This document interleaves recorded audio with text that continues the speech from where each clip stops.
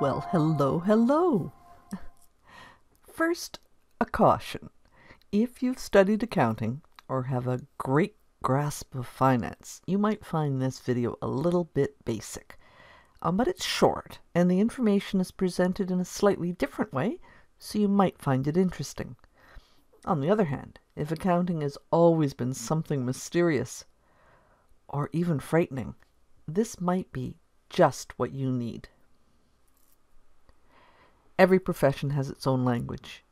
In order to review CRTO's accounting and finance, you need to speak the language of finance. And the good news is, it's not difficult. So one thing to keep in mind, though, is accountants have very specific definitions for some words that also have a common usage, and that can make things a bit confusing. There are two methods of record keeping. One is the cash basis.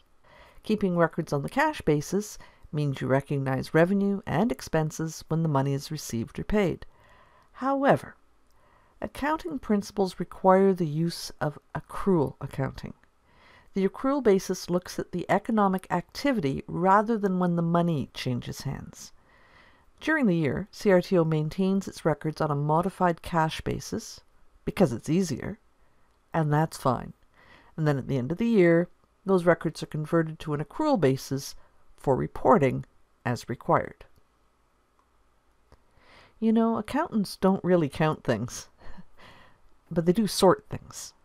And they sort by date and by specific classifications. And then they use a few rules or principles to achieve consistency. So, you know, really, accounting is just a cool, fun... Okay, that's just me. But it's just a filing system. And what's being filed?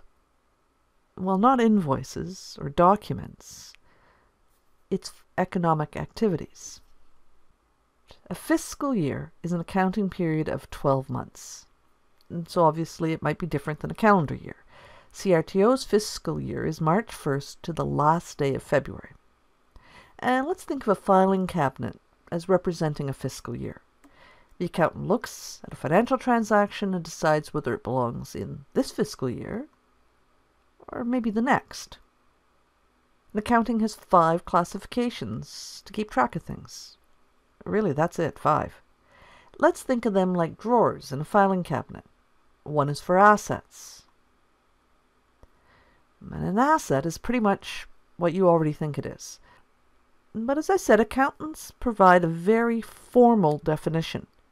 It's an economic resource, something of value. It can be financial, like cash, or non-financial, like a piece of equipment.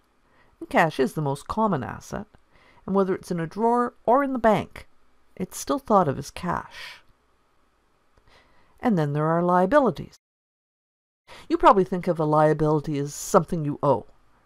Well, sure, but here you can see there's a more formal definition.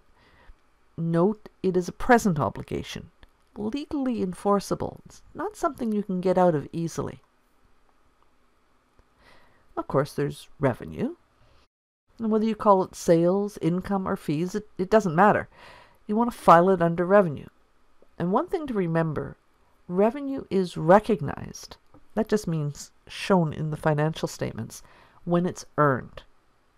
So member dues received during the renewal period, which is January and February, is not revenue when it's received. It's revenue for the next fiscal year. And expenses, which are different than expenditures. Expenses are expenditures made for the purpose of earning revenue. But when the expenditure is for something that will benefit more than one fiscal period, it must be allocated to the proper fiscal periods. That's where one of the most important accounting principles comes in, the matching principle. Oh, no, not matching socks.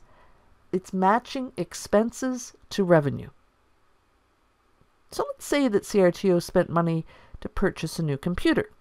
That expenditure will benefit more than one fiscal year. Without getting bogged down in details, CRTO has a policy on this. And computers are assets. So here you can see CRTO's policy is to depreciate computers 1/3, 33 1/3% each year. What you need to remember is depreciation does not represent wear and tear or a decline in value. It is simply the systematic matching of an expenditure to the fiscal years that will benefit from its use. And all of CRTO's expenditures are in support of the primary purpose, and that's the regulation of the practice of respiratory therapy. Simply put, CRTO makes an expenditure in order to do the work of ensuring respiratory therapists are well governed and that the profession is practiced appropriately, all in order to protect the public. Assets, liabilities, revenues, expenses, and within each category there are as many accounts as CRTO wants or needs. And we could think of them as file folders. And while there are certain expense accounts that are common to most businesses, there's no right answer. But major expenditures are usually tracked and reported. Expenses like employee expenses, salaries, wages, benefits. Expenses like rent, costs associated with councils and committees. So whether an expenditure needs its own account is a question of usefulness. Is it significant? Is it easy to identify? Will there be a benefit to reporting or tracking this expenditure? If not, maybe it should be recorded with similar items. Where to file something can be determined by looking at the purpose of the expenditure. So this is a sample of the types of accounts that could be used. The council and committee expenses could be further expanded to show the detail if it's of use to readers. But right now, let's just consider $10,000 paid to a lawyer. Where would you report it? To answer this, you need to consider why was the cost incurred? What was the purpose? So if it was for general legal counsel, maybe it should be reported as professional fees. But if it was to deal with a discipline case, it would be more useful to align the expenditure with the cost of maintaining a discipline process. I said there were 5 classifications, so we need one more. Equity. Equity is simply the difference between assets and liabilities. You'll hear it called owner's equity, partner's equity, shareholder's equity, but for most not-for-profits, like CRTO, it's called net assets. To understand this better, let's look at a fictitious not-for-profit. Assets less liabilities equal net assets. Okay, equity. The assets section is further broken down to show some detail. Now, current assets are those that are expected to be used to provide benefit within the next fiscal period. Everything else is non-current, which simply means it's expected to provide a benefit that extends beyond the next fiscal period. And capital assets are things like computers, equipment, databases. The investments shown here are those that are expected to be used at some future date. Net assets are the difference between assets and liabilities, and this not-for-profit has identified 3 specific reserves. Now, these would be established by council to address specific identified potential or real needs. Any remaining net assets is considered unrestricted, and it can be used as management and council see fit. An examination of CRTO's audited financial statement for the year ended 2021 provides this information.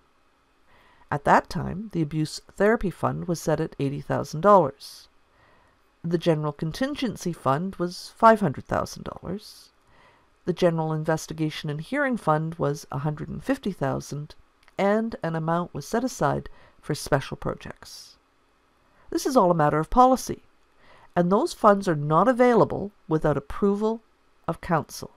You know, words are like clothes. They can be used to reveal or to conceal. And so if the words are concealing, if they're getting in the way of your understanding, don't hesitate to ask questions. Sometimes people think the question is stupid or that they won't understand, and so they don't ask. But you know, it simply isn't true.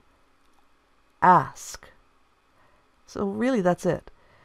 The key words used to describe the financial position and operations, assets, liabilities, and net assets are shown on the statement of financial position, which is also called a balance sheet. And the statement of operations, sometimes called the income statement, show the financial activities of CRTO for a specific period of time, for a fiscal period. And here are a few more terms we used in this video. And now you know everything you need to know to get you started. And not a debit or credit in sight. I want to thank you for your interest. I hope you found it useful.